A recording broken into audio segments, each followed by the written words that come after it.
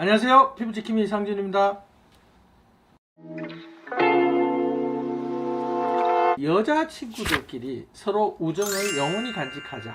그래서 이제 팔에 문신을 한 거죠. 근데 문신이 좀 크잖아요. 세월이 지나면서 이게 노출할 때마다 보여지고 그러니까 지우기로 결정을 한 거죠. 초승달 모양으로 문신이 있고 거기에 레터링이 같이 있죠. 선이 있는 테두리 부분은 훨씬 진하게 문신을 하고 그 안에는 전체적으로 조를 넣고 그렇게 되어 있는 문신이죠. 문신이라는 게 뭡니까? 잉크를 넣는 거잖아요. 기계를 이용해 가지고 이렇게 문신 색소를 계속 바늘로 찔러서 넣는 겁니다. 근데 특히 가장자리 같은 경우에는 더 많은 바늘의 횟수, 그래서 결국은 만져보면은 가장자리가 약간 더 이렇게 튀어 올라 있는 형태로 문신을 하게 되는 경우가 많죠. 그렇게 된 경우에는 특히나 이렇게 튀어오른 그 문신에는 색소가 훨씬 많기 때문에 다른 부위보다도 훨씬 지우기가 어렵습니다. 왜냐하면 이미 그 문신 색소를 넣는 과정에서 그런 튀어나온 부위는 상처가 생겨서 이미 흉터화가 같이 진행이 되어 있다고 보는 게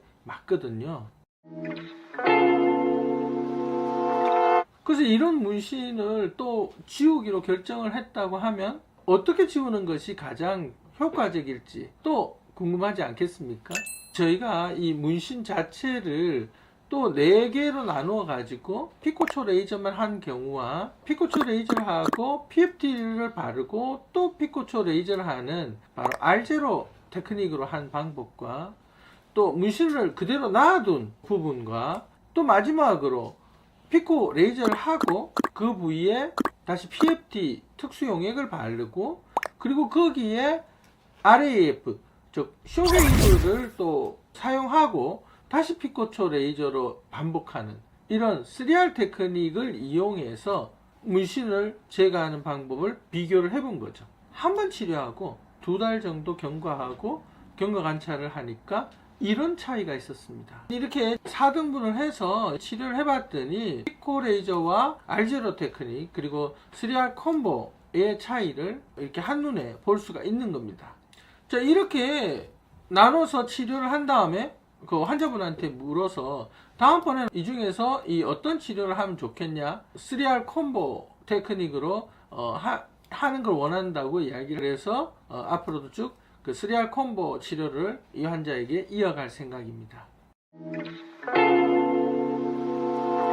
또 여러분들 꼭 주목하셔야 될 게 있습니다. 한 문신 안에도 이렇게 약간 튀어오른 이 경계 부위에 그런 문신이 있고요. 안쪽에 그라데이션처럼 흐려지게 돼 있는 문신은 레이저 할 때도 2개를 구분을 해줘야 됩니다. 레이저가 딱 가서 색소를 깨트리는 거라고 말씀을 드렸죠. 그러면 색소가 아주 진한 부위와 색소가 약간 그라데이션 처리되어 있는 부분은 그 파워나 색소에 맞는 치료가 달라져야 됩니다.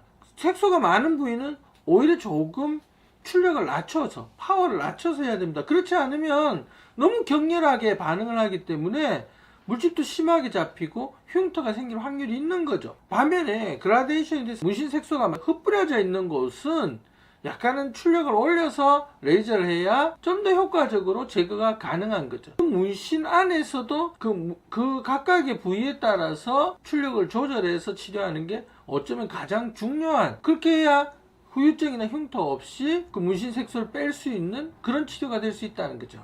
이 케이스도 저희가 이번에 미국 피부과 학회에 발표를 했습니다. 특수용액이나 또는 이 쇼웨이브를 쓰거나 또는 뭐 어떤 그런 도구들이 결과를 더 좋게 만들려고 하는 과정이지만, 그러나 여러분들 가장 중요한 것은 한 사람의 문신 안에서도 문신 색소가 더 많은 부위와 더 작은 부위, 그 각각에 대해서 어떻게 치료를 접근할 것이고 어떻게 나중에 후유증 없이 흉터 없이 말끔히 지울 수 있는지 고민하는 그 의사의 손끝에서 결국은 결과가 나온다는 것을 꼭 명심하셔야 됩니다.